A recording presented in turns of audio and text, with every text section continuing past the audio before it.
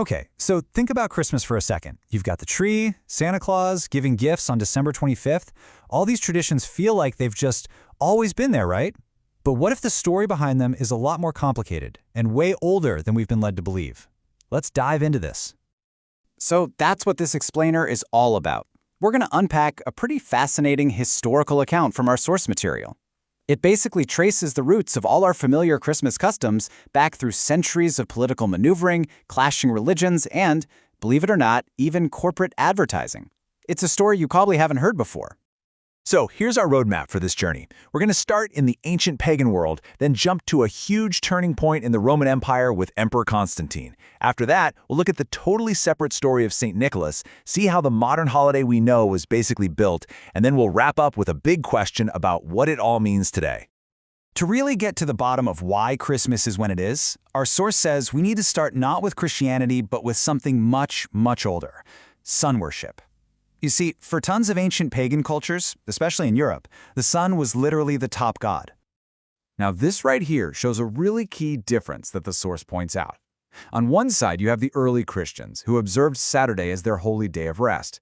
But on the other hand, the big pagan cultures around them, they dedicated the first day of the week to their main deity.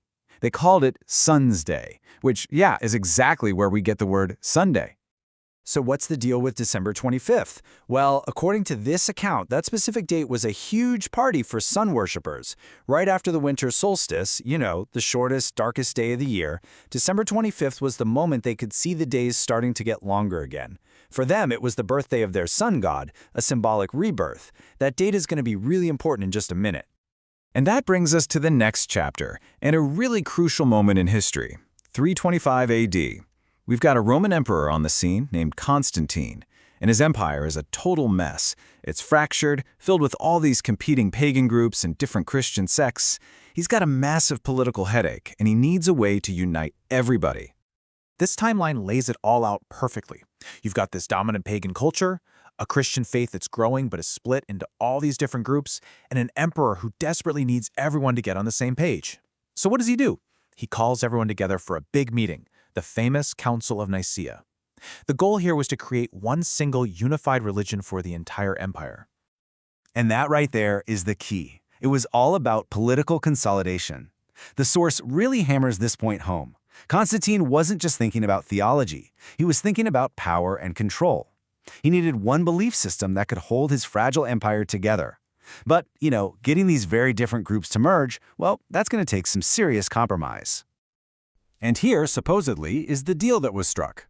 To get the pagans to sign on, the new unified religion adopted two of their biggest traditions. First, the holy day would now be Sunday, a nod to their Sun's Day, and second, the celebration of the birth of the sun would be moved to December 25th, which just so happened to line up perfectly with the birthday of their sun god.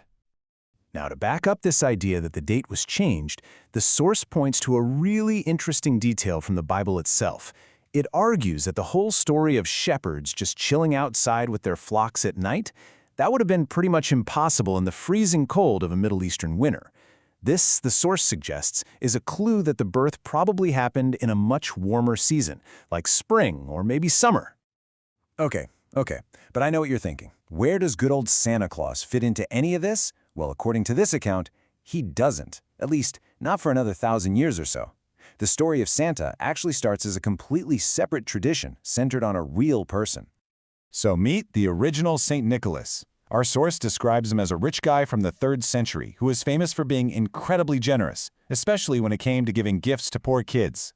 His feast day was celebrated on December 6th, the anniversary of his death.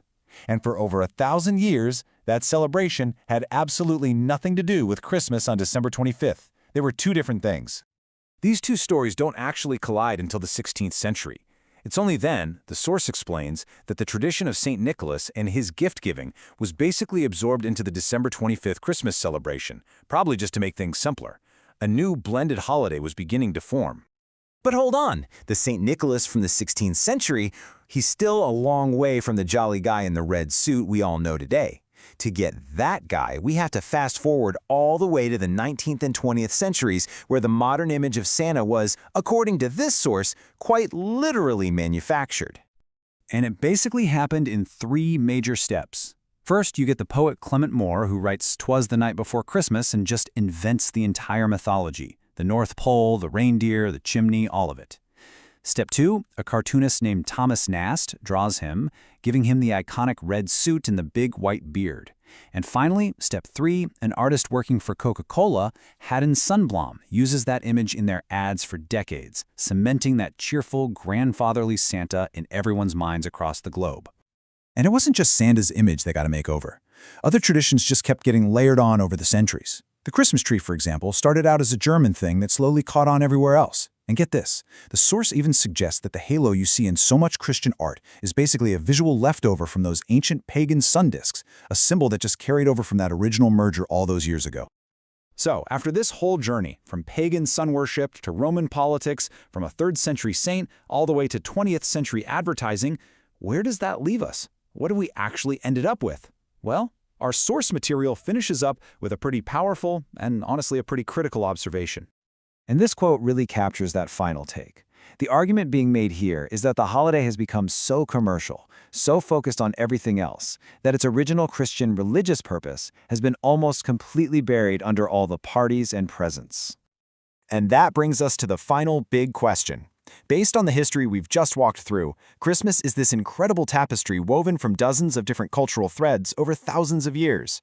But it leaves you wondering, when a tradition changes that much, when it evolves so far from its roots, what is it that we're truly celebrating today?